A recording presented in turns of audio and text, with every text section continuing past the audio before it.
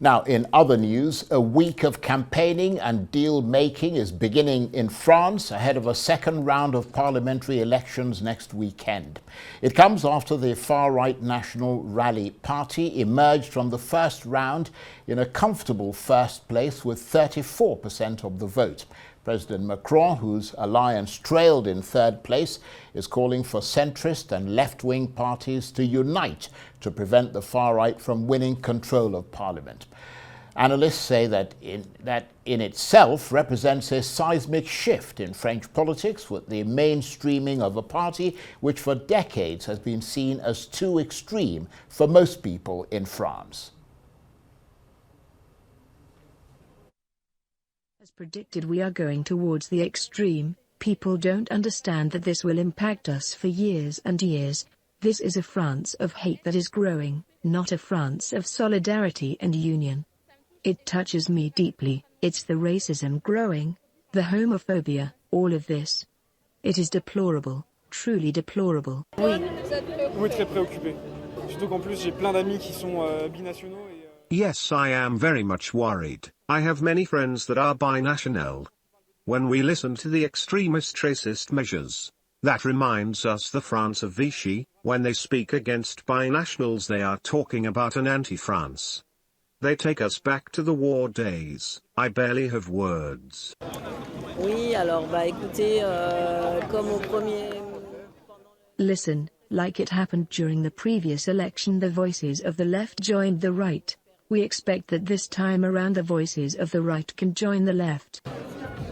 Je sais pas, il y a eu peut-être un premier rappel de Macron, mais on sait pas trop, j'ai pas vraiment de source. I don't know. Maybe an early appeal from Macron. I don't know, I don't have sources, but maybe he can appeal for a vote against the far right. I hope for a union between the right and the left. La démocratie a parlé, et les Français ont placé le Rassemblement national et ses alliés en tête.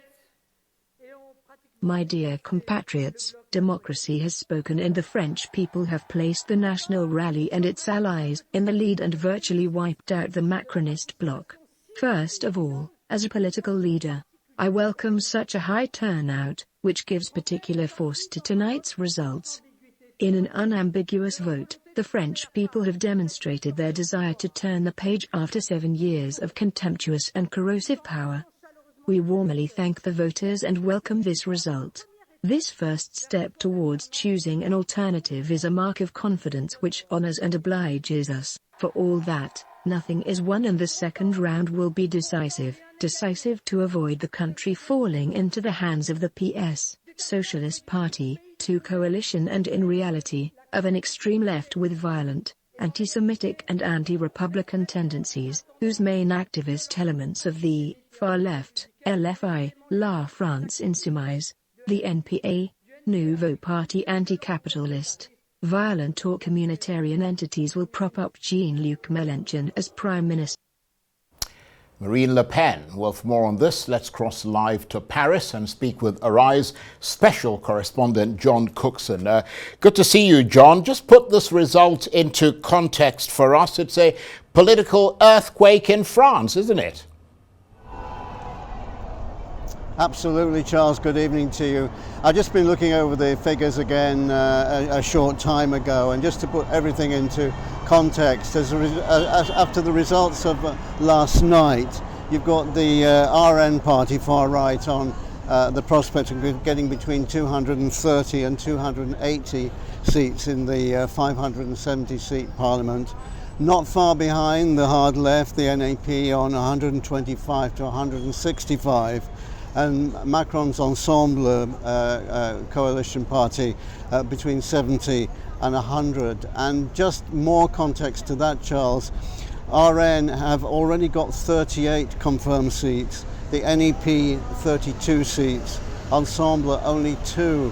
A massive blow to Macron and his policy, and really President Macron on the ropes tonight ahead of another round of voting on Sunday. Last night, the hard left reacted very strongly to the wins by the far right party. They demonstrated till late into the night in the Place de la République, the Place République, a kind of holy square for French people. It contains the statue of Marianne, who represents the French people. It's a place where people have collected in the past to express their grief at terror attacks, and these demonstrations, violent demonstrations, went on well into the night, and I can confidently predict that from next Sunday onwards, if the far right do very well indeed, more demonstrations will erupt, not only here in Paris but in cities across France. I went back to the Place de la République earlier today and spoke to a couple of members of the hard left parties and asked them what their thoughts were about the results that are already in. Let's listen to the tape.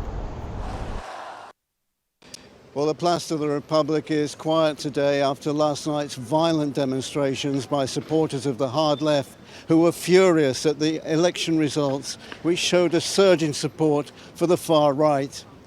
I managed to speak to a couple of demonstrators who were here last night and asked them, where's France going now? What's your reaction to Marine Le Pen's party doing so well? I wouldn't say I'm surprised. I'm not, but I'm still think it's appalling. It's too much far right in France now, and but I'm not surprised. I'm not saying I understand, because I think it's too much. There's for me, too anti-Macron. It's ridiculous because he's president and he does what he can and move. How worried are you about the future as someone who supports the left? I'm worried because I believe now there's too many people supporting extremes in France. It's too irrational. Absolutely. That's the problem. Fortunately, it was violent because they just broke some shop windows, and it gives point to the Front National. Are you worried that there'll be more violence in reaction to the surge in support to the right? I refuse to be worried because it was so much worrying when I was living here. So I think now we should have a message of peacefulness, because I don't know, it's going on where the French image now is a bit condemned to people thinking, oh, you're poor ones now to live in Paris. Before we say, oh, it's a nice place to live. Where do you think France is heading at the moment? Where is it heading? Well, we're a bit worried that Front National will take more and more points. I don't know how to say it, and it's not a good atmosphere. It proves that there's not so well-being here, because people are worried about insecurity, and it's a shame, because if people thought of what they have rather than what they don't have and come back a bit to peace, would be better. So, John, listening to your tape there, clearly an awful lot of people very upset and feeling somewhat destabilized, but for many others a very happy development. Very happy development, especially on the hard right. They attracted 10 million votes yesterday, Charles, out of potentially 49 million. And they really are, the RN party, in pole position to get a majority in Parliament, but also the hard left celebrating too. And so in the coming days we'll see a lot of horse trading in a number of seats. There are 300 set for major runoffs, and deals will be done in back rooms and in cafes and bars with candidates standing down to try to defeat RN, especially in the north of France, where there's a lot of support. Here in Paris, there's not that much support for RN. It's very much a left-wing city like London. So a lot of horse trading going to happen in the next 7 days. And if candidates are to withdraw, they've got until 6 p.m. tomorrow night to do that. So they need to, get their act together and decide who's going to run and who's not going to run against the RN party in constituencies, in 300 constituencies across France. reaction in Europe has been mixed, as you might imagine, to last night's results. Polish PM Donald Tusk is warning about the rise of the far right in Europe, whereas Italian Prime Minister Giorgia Meloni said it's time to stop demonising the right. No reaction so far from the UK, which faces its own general election on Thursday. The money markets trying to make their minds up, Charles, as to what to make of things. The euro very steady today, which will no doubt please the Macron regime. But the message from this country and Paris tonight is there are millions of worried French people, worried about the future, worried where the country is going, very uneasy about the future and the rise of the far right. Charles. So clearly, John, the national rally now at, you might say, the gates of power. President Macron called that snap election. He's now asking, as you mentioned, centrist and left-wing parties to join forces ahead of the final vote on Sunday. So going forward now towards the next round, is it going to be a three-way fight between the far right, the far left and the centrists, or will it essentially be a battle between the right and the left? I think you're right on the first point, Charles, in the 300 constituencies that we mentioned there, a real three-way fight with, as I say, this backroom deals being done in the next 7 days for the withdrawal of certain candidates with the approval of the other party. But the problem that they have, Charles, that if, say, for example, the far left candidate stands down, it reduces the chances of the far left getting seats in the parliament. So it's a very delicate edge being played out here. On the one hand, the rival parties, Macron's and the far left, are defeated. But if they start standing down, they run the risk of losing their member seats in the French Parliament. So, in a complicated situation, there's a lot of stake at the moment, obviously, but a lot of hard bargaining to do, and the outcome by no means certain. Although it seems, on present showing, the hard right is set to become a majority with Mr. Bardella as Prime Minister, which in itself is a huge problem for Macron. It's called cohabitation. In this country, it's only been tried 3 times before in the Fifth Republic, where the Prime Minister is from a different political party to the President, and it hasn't ended well. Every which way you look, Charles, things are looking grim for France. First of all, the prospect of more violence on the streets. Secondly, a victory for the hard right and what that means for France itself, and also the possibility of a hung parliament, which will cause even more instability in this country. Charles. And John, I'm going to come back to that very interesting point that you raised about cohabitation with a president from a different party and a prime minister and all the rest of it. But just remind us what the National Rally stands for and why they are so divisive and so many are afraid of them. I mean, they're seen as racist by some, but others say they are not, and they just want to control France's borders, crack down on crime and deal with Islamism, which they regard as a threat to French security. Absolutely, a very good point. Marine Le Pen, the de facto leader, has softened many policies of what was formerly the National Front under her father, which went all the way back, frankly, to the end of the Second World War, when some party members were allied and worked with the Nazi party. So you have all that baggage in the background, but Marine Le Pen has softened it and come up with these policies which are chiming with millions of French people, and you ask what they stand for. Broadly speaking, a curb on immigration, policies like preventing non-French citizens getting jobs in defence and security, restricting benefits to French citizens as well, populist policies like a ban on mobile phones in schools, a reduction in taxes which appeals to many French people, of course. The cost of living crisis, a huge problem for millions of French people at the moment.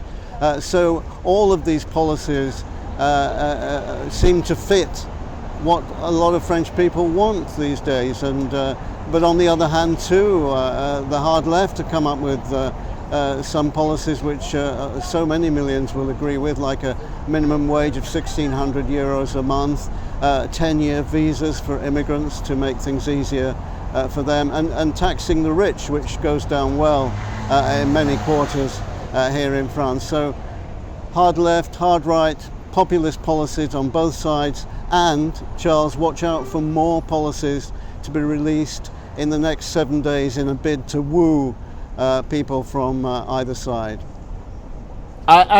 Just briefly, John, I mean, is it a bit weird for a party that's won a democratic election not to be seen as a normal party? Because, I mean, you know, it's won the election, but I guess on the other hand, I mean, you're a student of history. The Nazi Party in Germany in 1932 won the majority of the votes in the first and second round of the election.